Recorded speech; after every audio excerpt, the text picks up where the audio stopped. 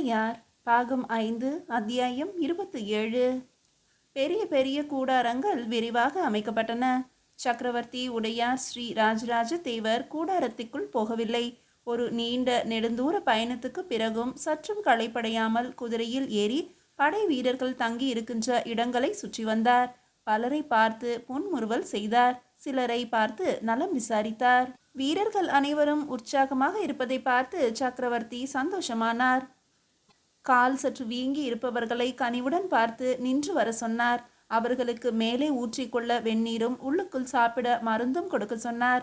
அருண்மொழி பட்டருக்கு உத்தரவிட அவன் சட்டென்று ஒரு புல் சரிவை தேர்ந்தெடுத்தான்.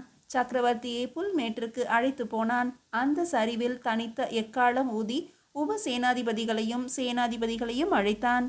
மேலை சாளுக்கியத்தில் உள்ளே போகும்போது என்ன செய்யலாம் என்ன செய்யக்கூடாது என்ற கட்டளைகள் அங்கு வெகு வேகமாக சொல்லப்பட்டன. இனி ஒரு நாள் குதிரை ஓட்டத்தில் துங்கபத்ரை நதிக்கரையை அடைந்துவிட முடியும் என்றும் அதை அடைந்து பரவலாகி துங்கை நதியை கடந்து மேலை சாளுக்கியத்தின் எல்லா பகுதிகளையும் ஊடுருவ வேண்டும் என்றும் என்ன எதிர்ப்பு இருந்தாலும் கடுமையாக அடக்கி அந்த இடத்தை சர்வநாசம் செய்ய வேண்டும் என்றும் புறப்படுகின்ற பொதுமக்களை ஒதுக்கி போர் வீரர்களை கடுமையாக தண்டிக்க வேண்டும் என்றும் எவரும் இனிமேல் மேலை சாளுக்கியத்தில் வாழ் தூக்காத வண்ணம் வைக்க வேண்டும் என்றும் சொல்லப்படுகிறது. பொன்னும் பொருளும் அதிகம் தேவை. அதனால் எல்லா இடங்களில் இருந்தும் எல்லா விதமாகவும் பொற்காசுகள் பொன் நகைகள் பறிக்கப்பட வேண்டும். மூல பண்டாரத்துக்கு அவை அனுப்பப்பட வேண்டும் என்றும் சொல்லப்பட்டது. ஆடு மாடுகளை மடக்கி அதை ஓட்டி செல்பவர்களிடம் கொடுத்துவிட்டால் அவர்கள் சோழ தேசம் நோக்கி ஆடு மாடுகளை முதலில் அழைத்து போய் விடுவார்கள். எனவே நகைகளை கொள்ளையடிப்பதோடு ஆடு மாடுகளை மடக்குவதும் நடக்க வேண்டும். மேலே சாளுக்கியத்தில் அம்புகள் எய்வார்கள். அவைகள் கனத்த அம்புகள், வெகு தூரம் வராது. கேடயங்களை உறுதியாக வைத்து கொண்டால் அந்த அம்பு மழையிலிருந்து தப்பித்து விடலாம். சேர தேசத்து நம்பூதிரிகளும் இருப்பதால் விஷ அம்புகளும் வரலாம். சேர தேசத்து நம்பூதிரிகளை கண்டால் மடக்கி சித்திரவதை செய்து கொலை செய்யுங்கள். ஒருவேளை சித்திரவதை செய்வதன் மூலம் எதிரியின் இருப்பிடத்தையும் தெரிந்து கொள்ளலாம். அங்கு சாலை என்று ஏதேனும் அமைத்திருப்பார்கள். அதை முற்றிலும் அழிக்க வேண்டியதும் நமது வேலை. மேலை சாளுக்கியத்தின் தலைநகரான மானியகேடம் நோக்கி நாம் நகர்வோம். மானியகேடத்தை முற்றிலும் அழித்து தீக்கு இரையாக்குவோம். யார் இருந்தாலும் சரி, இறந்தாலும் சரி, மானியகேடம் தீக்கு இரையாக்கப்பட வேண்டும் என்று உரத்த குரலில் கட்டளையிடப்பட்டது. வீரர்கள் ஆரவரித்தார்கள். மிக வேகமாக வெறியில் இருந்தார்கள். வீரர்கள் நன்றாக ஓய்வெடுக்கட்டும். 2 நாட்கள் கழித்து கூட நாம் நகரலாம் என்றார் சக்கரவர்த்தி. சத்யாசிரேனுக்கு செய்தி போய் அவனுடைய படைகள் தயார் நிலையில் இருப்பதையே சக்கரவர்த்தி விரும்புகிறார். மேலும் மேலை சாளுக்கியத்திலிருந்து என்ன செய்தி வருகிறது, அங்குள்ள ஒற்றர் படை என்ன தகவலை கொடுக்கிறது என்ற எண்ணத்திற்காகவும் இந்த தாமதத்தை சக்கரவர்த்தி செய்யலாம் என்று உபசேனாதிபதிகள் தங்களுக்குள் கிசுகிசுத்து கொண்டார்கள். அவர்கள் எல்லோருக்குமே போரின் போக்கு புரிந்திருந்தது. சபை முடியும் போது யாரோ ஒரு வீரன் பரபரப்பாக அங்கே ஓடி வந்தான். முகாமில் ஒரு வீரன் வயசாளி மேல் மூச்சு வாங்க கிடக்கிறான் என்றும் கடைசி நிமிடம் சக்கரவர்த்தியை பார்க்க வேண்டும் என்றும் ஆசைப்படுகிறார் என்றும் சொல்லப்பட்டது. உபசேனாதிபதிகள் அவனை விரட்ட எத்தனித்த போது சக்கரவர்த்தி சட்டென்று எழுந்து கை உயர்த்தினார். எங்கே என்று கேட்டார். 4 உபசேனாதிபதிகள் பின்தொடர அந்த வயசாளி வீரன் இருக்கும் இடம் நோக்கி விரைந்தார். ஒரு மரத்தின் கீழே ஓலைப்பாய் விரித்து ஒரு வயசாளி வீரன் படுத்து கிடந்தார். 60 வயது இருக்கும், மெலிந்திருந்தார். எதற்காக இவர் போருக்கு வந்தார் என்ற சந்தேகம் எல்லோருக்கும் வந்தது. ஆனால் அவருடைய சக வீரர்கள், எங்களையெல்லாம் விட முன்னால் போருக்கு கிளம்பி விட்டார் ஐயா. கங்க தேசத்தில் 3 நாட்களாக தங்கி எங்களை வரவேற்றார் என்று சொன்னார்கள். வைத்தியர் வரவழைக்கப்பட்டு நாடி பார்க்கப்பட்டது. வைத்தியர் எழுந்து நின்று சக்கரவர்த்தியை நோக்கி கை கூப்பினார். என்ன என்று சக்கரவர்த்தி வினவ, அடங்கி கொண்டிருக்கிறது என்று ஒற்றை வார்த்தையில் பதில் சொன்னார். இந்த வீரருக்கு ஏற்கனவே கபம் நிறைந்திருக்கிறது. மழையில் நனைந்ததும் கண்ட நேரங்களில் குளித்ததும் சீதளம் நிரம்பிய பழங்களை அதிகம் சாப்பிட்டதும் காரணமாக இருக்கலாம். கபத்தை குறைக்க முடியாதா? இல்லை, கெட்டிப்பட்டு விட்டது. நுரையீரல் அசைவு மிக மிக குறைவாக இருக்கிறது. நாடிகள் பழுதடைந்து விட்டன. எல்லா இடமும் குளிர துவங்கிவிட்டது. மது கொடுத்தும் குறையவில்லை. உடம்பு சூடு ஏறவில்லை என்று கவலை தெரிவித்தார் வைத்தியர். சக்கரவர்த்தி உடையார் அந்த வீரருக்கு அருகே போய் மண்டியிட்டார். அவர் நெற்றியை ஆதுரத்துடன் தடவி கொடுத்தார். ஐயா, உடம்பில் இவ்வளவு வருத்தம் இருக்க ஏன் வந்தீர்கள் என்று மெல்லிய குரலில் கேட்டார். அந்த வீரர் கை கூப்பி அழத் துவங்கினார். பல போர் கண்டு ஜெயித்தவராயிற்றே நீங்கள். சக்கரவர்த்தி அவரை நன்கு தெரிந்தவர் போல பேசினார். உங்கள் உடம்பு முழுவதும் தழும்புகள் இருக்கின்றனவே, மரக்குல வீரரே, இந்த போரை நீங்கள் தவிர்த்திருக்கலாமே. மீண்டும் நெற்றியை தடவிவிட்டார்.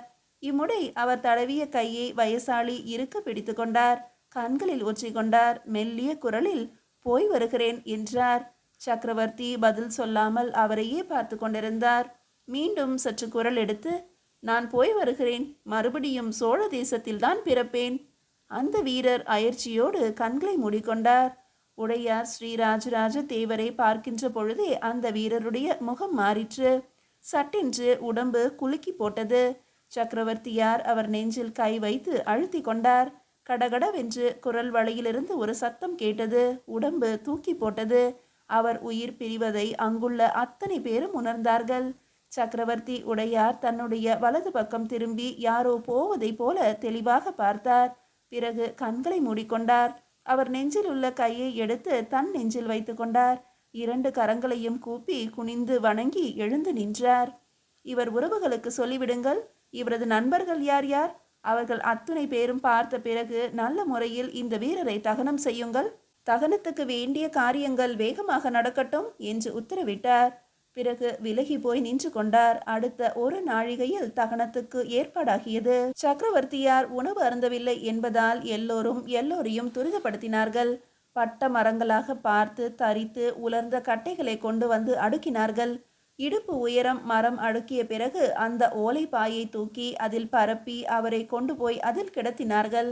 நெற்றிக்கு திருநீரும் திலகமும் இட்டார்கள். அவருடைய அடையாளமான மயிர் பீலியை அவருக்கு அணிவித்தார்கள்.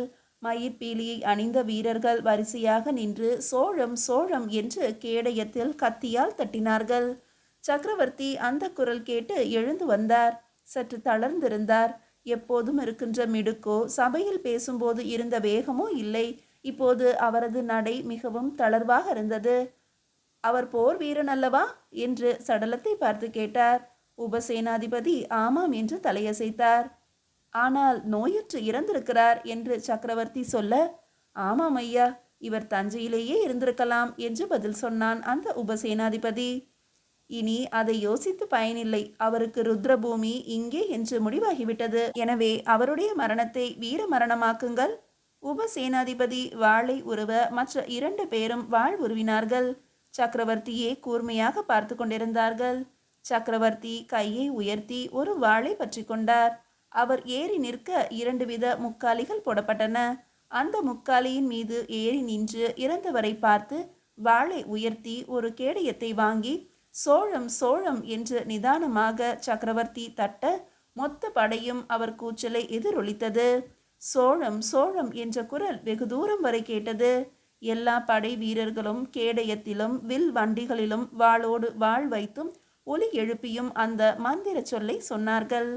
சக்கரவர்த்தி உடையார் ஸ்ரீ ராஜராஜ தேவர் வாளை கீழே இறக்கி இறந்தவர் நெஞ்சின் உச்சியிலிருந்து சரக்கென்று அடிவயிறு வரை ஆழமாக ஒரு கோடு போட்டார். இறந்தவர் உடம்பு சட்டென்று பிளந்தது. மெல்லியதாக இரத்தம் கசிந்தது. அந்த வீரர் எதிரியால் தாக்கப்பட்டு இறந்திருக்கிறார். எனவே இந்த கொலைக்கு பழி வாங்குவோம் என்று உரத்து கத்தினார். மறுபடியும் சோழம் சோழம் என்று கத்தியால் கேடயத்தை அடித்து ஒலி எழுப்பி படை வீரர்கள் கூவினார்கள். படையின் தலைவன் தீப்பந்தம் ஏந்தினான். 3 முறை வலம் வந்தான். எண்ணெய் ஊற்றப்பட்ட உலர்ந்த மரத்தில் நெருப்பு வைத்தான். நெருப்பு சட்டென்று பற்றி கொண்டது. காற்று சுழன்று அடிக்க வெகு வேகமாக நெருப்பு எரிந்தது. எரியும் நெருப்பில் மேலும் கட்டைகளை தூக்கி போட்டார்கள். புதிய மரங்களை கொண்டு வந்து சாய்த்தார்கள். புகை நாற்றம் மூக்கை துளைத்தது. சக்கரவர்த்தியார் கூடாரத்துக்கு அருகே போக அவருக்கு உட்கார ஆசனம் ஏற்பாடு செய்து அவர் தலையில் நீர் கொட்டினார்கள். சக்கரவர்த்தி உடம்பு துடைத்து கொண்டார். கூடாரத்துக்குள் போய் படுத்து கொண்டார். வெகு நேரம் அந்த போர் வீரனின் சிதை எரிந்து கொண்டிருந்தது. அவன் முற்றிலும் சாம்பலாகி காற்றில் பறக்கும் வேளை சோழ புலிக்கொடி அசைந்து மேலை சாளுக்கியம் நோக்கி நகரத் துவங்கியது. மீதியை அடுத்த அத்தியாயத்தில் காணலாம்.